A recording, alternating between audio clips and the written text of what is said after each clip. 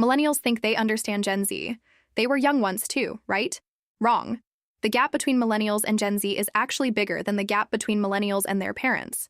These aren't opinions. This is generational psychology. Ready? Let's go. Number 1. Gen Z thinks therapy should be free and accessible. Millennials got therapy. They paid for it. They went to a therapist once a week for $50 to $200. They felt lucky to afford it. Gen Z? Gen Z thinks therapy should be free.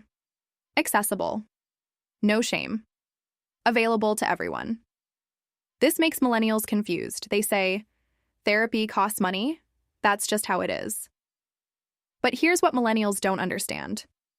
Gen Z grew up talking openly about mental health on social media. They saw therapy normalized. They know that mental health is as important as physical health, and they think if physical health can be free in some countries, why not mental health? Thing number 2, Gen Z thinks ghosting is sometimes okay. Millennials invented texting. They invented online dating. But they still believe in communication. Even if it's awkward, you tell someone you're not interested. Gen Z grew up in a world where you have 50 conversations happening simultaneously. Snap streaks, Instagram, DMs, text, threads, Discord, servers. You're juggling dozens of people at once. So Gen Z developed a different rule. If the connection isn't real or deep, ghosting is acceptable. You fade out. No explanation needed. Millennials find this shocking.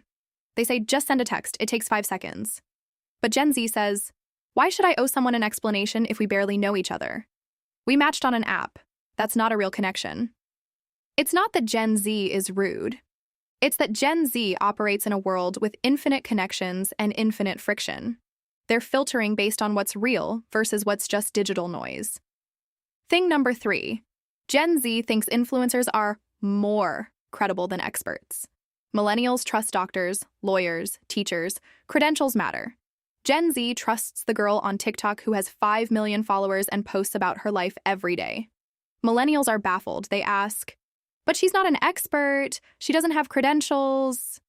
Gen Z responds, she's being real. She's vulnerable. She's sharing her actual experience. That's more authentic than someone in a lab coat pretending to be perfect. This isn't stupidity. This is a shift in what authenticity means. Gen Z lived their entire lives seeing celebrities and influencers live real lives on social media. They saw the behind the scenes. They learned that real experience beats perfect credentials. An influencer who admits her struggles, that's more trustworthy to Gen Z than a traditional expert who presents a polished image. Thing number 4, Gen Z thinks commitment is a choice, not an obligation. Millennials, they stayed in jobs for 5 years. They made long-term plans and stuck to them because that was the deal. Gen Z thinks differently. If a relationship doesn't serve you, leave. If a job doesn't align with your values, quit. Millennials see this as commitment issues. Gen Z sees it as healthy boundaries. A millennial will stay in a bad relationship because breaking up feels like failure. Gen Z will leave after 3 months because they refuse to waste time on something that doesn't feel right. Millennials value loyalty. Gen Z values alignment. Those are fundamentally different operating systems. Here's the truth. These 4 differences aren't good or bad. They're just different. Gen Z isn't broken. Gen Z isn't disrespectful. Gen Z is just operating from a completely different framework.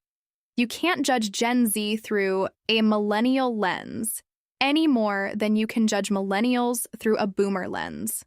The gap exists. It's real. But understanding it, that's where the magic happens. If you're a millennial watching this, your Gen Z siblings or kids aren't weird. They're just from a different generation with different rules. If you're Gen Z watching this, your millennial cousins aren't outdated.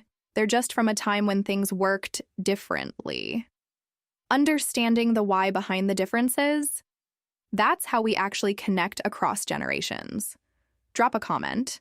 Which one of these surprised you the most? Send this to a millennial who's confused about Gen Z. They might finally get it.